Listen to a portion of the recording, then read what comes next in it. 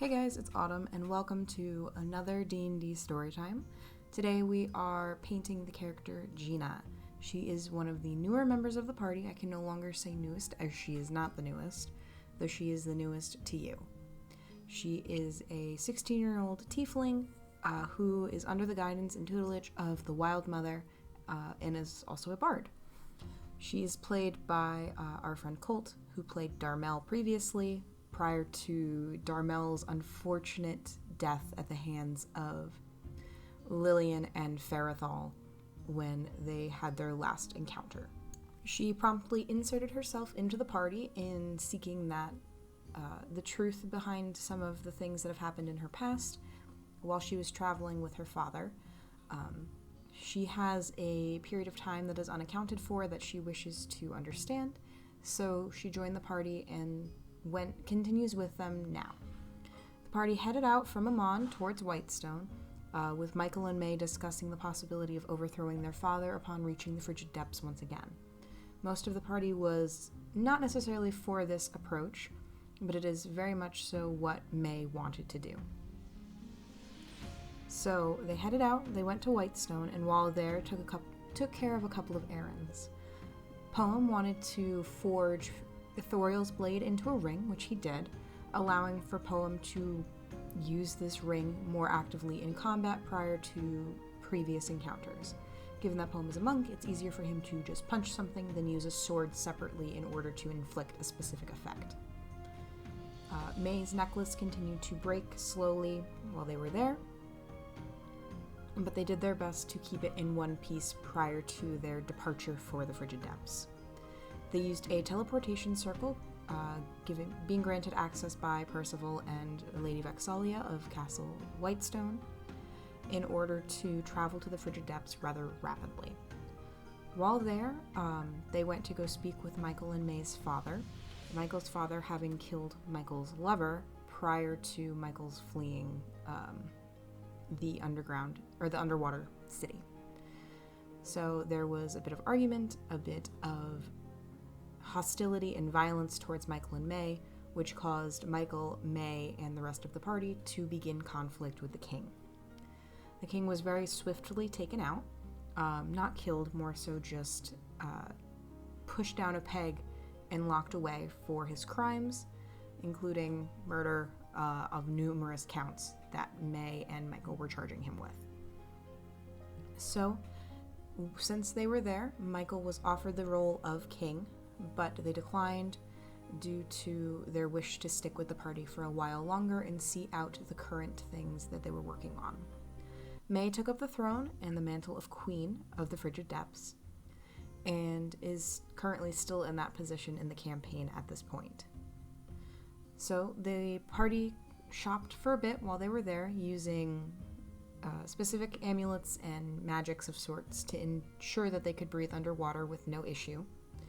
And then this led to Agro, our friend Frank's character, finding the Sword of Fathoms and purchasing it. Given that he no longer had a patron of sorts, he clung to this blade and attuned himself to it. So now he has this sword and the patron that goes along with it. Those of you who know anything about Critical Role Campaign 2 know exactly what this means. But I'm sure he is not entirely aware of the consequences that will be befalling him due to this sword. Once they had finished their mission down in the deep, frigid depths, they went on their way, leaving May to take her throne and become the power of the frigid depths, and they headed back to Whitestone, where they started to make plans for the oncoming threat to the city of Whitestone. These threats had been laid out in detail to them by the Clasp, who had done their own bit of research, indicating that Raven and Storm, as well as their minions, were going to be attacking the Cobalt Soul Library in Westruun, and they were going to be attacking the clock tower that Percival had built in Whitestone. The entire purpose of why these were uncertain, though the group came to assume that it was due to the fact that the Cobalt Soul was a large place of knowledge and hopefully would keep them from learning any information regarding what they were doing and what they were after. And the clock tower to take down the one solid remaining image outside of Amon of the Vox Machina group that had previously saved the continent. The clock tower was the place where they decided they were going to protect, having Lady Allura Vysoren of the, I don't remember the name, the Taldori Council, there we go, of the Taldori Council protecting the Cobalt Soul with her own help in the city.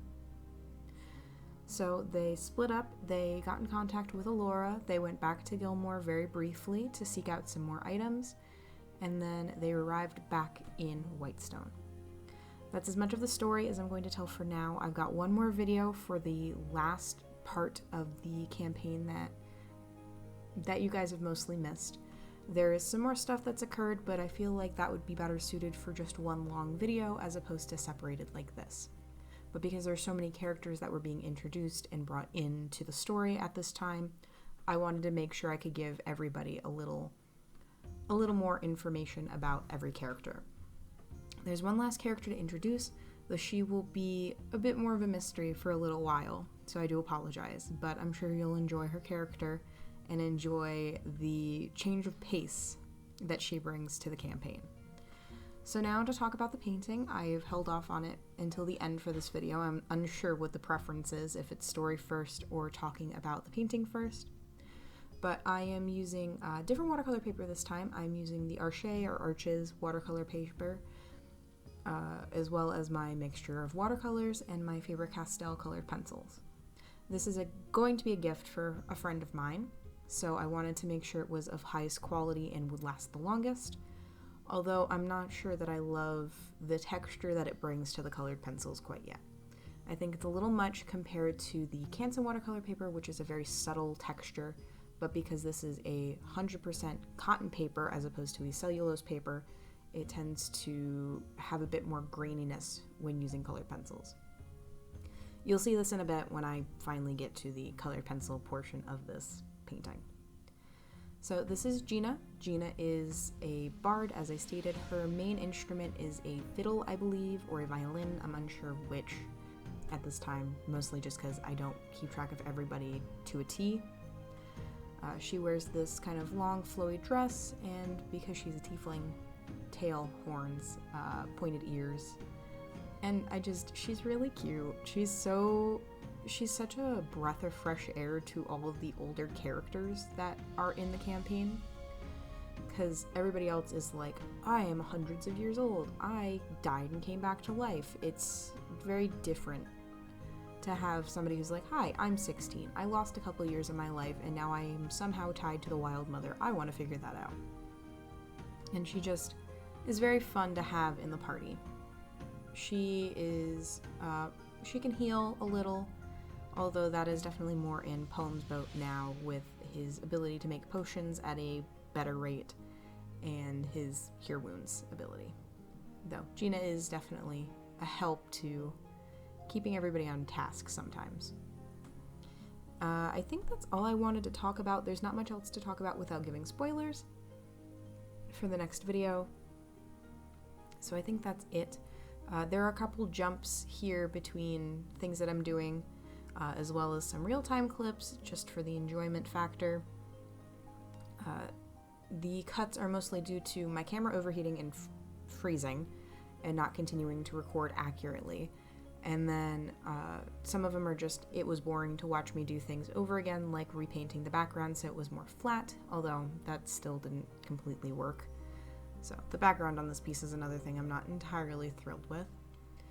But I think that's all I have to say about this piece and about the story. If you guys have questions, comments, concerns, make sure to let me know down in the comment section. I will answer all of the ones I can. And just to throw it in here on the end, make sure you subscribe, make sure you like, and you can click the little bell if you'd like. You don't have to. I don't post super frequently, or I haven't been, so that is up to you. As well as if you are interested in some stickers and prints of mine, my Etsy shop is linked down below as well. And I have opened my Patreon, so if you're interested in becoming a patron, please check there. I do have some physical reward tiers as well as some digital reward tiers, depending on what you're interested in. Thank you guys again so much for watching, and I will see you in the next video. Goodbye.